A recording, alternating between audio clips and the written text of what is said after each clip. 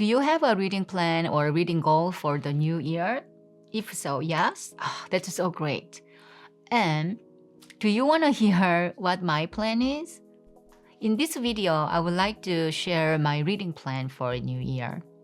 When I look back, my reading interests have always changed as my life changed. There were times when I read mostly self-development books. At another time, I was drawn to financial and investment books.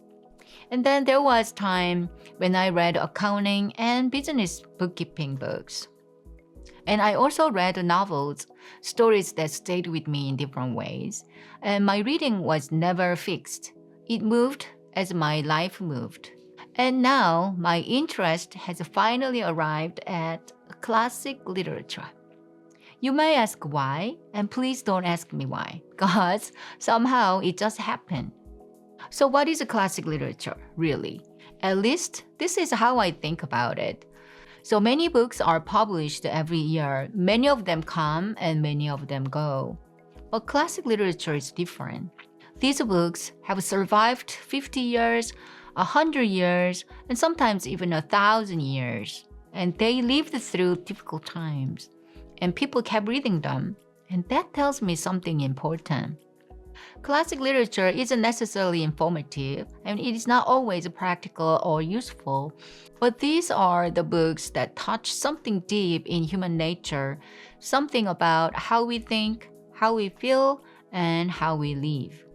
When I was younger, there were many very famous classics, and I knew their titles and I recognized some of the authors' names. And most of the time, I read them as a school assignment. But if I'm honest, I actually read only a few of them. Sometimes I think it would have been great if I had read more classics when I was younger. Maybe my life, who knows, might have been better. But now, I will read them as someone who has lived for more than 50 years. And I believe that reading them now has its own value. Since I decided to read classics, I collected titles that I read when I was a teenager or in my 20s, and I want to read them again to see what I feel differently now. So I made 3 batches of books. The first batch is classics I have already read, and second batch is classics I already own, and the third batch is everything else. The first batch is classics I want to read again. There are also some classics that I read when I was much younger. Books like, please don't mind my pronunciation of the authors' names. That's just how I say them in Korean. For example, I read books like Little Prince by Saint-Exupéry, Crime and Punishment by Dostoevsky, and Demian by Hermann Hesse, and Woman's Life by Maupassant, Waiting for Godot by Samuel Beckett, The Sorrows of Young Werther by Goethe. For most of them, I don't even remember the whole story.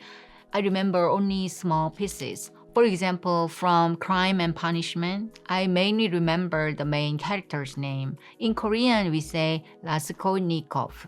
In English, it may be pronounced like Raskolnikov, I think. And this time, they're not homework and they're not assignment, and that's why I will read freely and slowly and without any pressure. And this reading plan is driven by pure curiosity and joy. So just then see how my life experiences and read these books differently now. And books don't change, but I do. The second batch is the classics I already own. And I looked through my bookshelf and pulled out the classics I already own. These are the books that have been with me for a while. Some I bought a long time ago, and some I don't even remember why I bought, and some I never opened. And they've been waiting quietly on my shelf. So I feel like I want to say to them, hey guys, it's time to wake up. And these books are a mix of English and Korean. And the third batches are the rest. So for everything else, I will let the library help me first. So I will check them out from the local library first as physical books. And if a physical copy isn't available, then I will read them as ebooks. And if there is a book I feel I want to own, then I will buy a physical copy. mean, for language, some of these books I may read in English, and some I may choose to read in Korean. And I don't want to decide that now. I want to decide one book at a time. And when I want reading to feel lighter and faster, then I will choose a Korean edition. And the other times I will read in English. So it depends on book and on how I'm feeling at the moment. This year, I don't want my reading to feel like a challenge. So I'm not setting a goal for the number of books, and I'm not fixing a reading schedule either. I want my reading to feel as natural as possible, to enjoy the pure joy of reading, and to quietly explore the core of human nature with the help of classic literature. I want to read slowly. Maybe I won't finish some books. Maybe I will reread the same page many times. I want to let my life experience meet these books without rushing. I'm already excited and I'm looking forward to making a review video at the end of this year in December to share with you how reading classics went for me. But for now, I'm simply curious to see where my reading takes me. Do you have a reading plan for this year? I would love to hear about it. And I hope you enjoy reading and find many joyful moments along the way. Thank you so much for spending your time with me.